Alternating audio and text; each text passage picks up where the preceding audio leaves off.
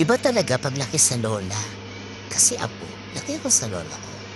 Kaya sobrang pasasalamat ko kay Nanay Ruleng. Kasi siya ang nagturo sa akin ng maraming bagay. Katulad na lang sa pagluluto. Nung nagluluto siya lagi niya aking tinatawag. Sasabihin niya sa akin, halika panoorin mo ko. Ipapakita niya ang tamang paggayat ng mga gulay.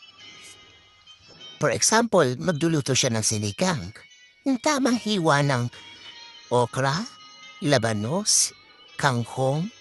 Siyempre gusto niya may gabi kasi para daw pampalapot sa sinigang. Tapos sinasangkot siya niya mabuti yon. Kasi pag daw sinangkot siya mo, nanunuot ang sarap. Hindi ko pa alam yung term na nanunuot. Yung para talaga lalabas yung sarap dahil sa pagkakasampot siya.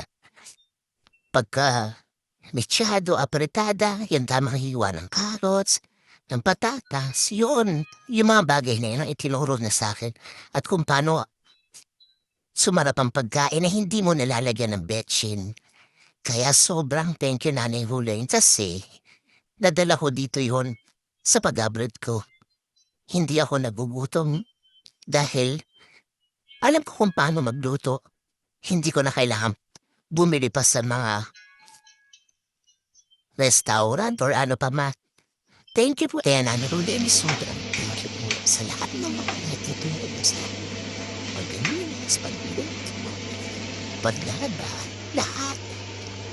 Kaya sobrang swerte ko po kasi nung nabubuhay po kayo, ang dami nagtuturo sa akin at naituro. Kaya yung may mga lola pa dyan, ano pang hinihintay nyo? Banding na sa lola nyo.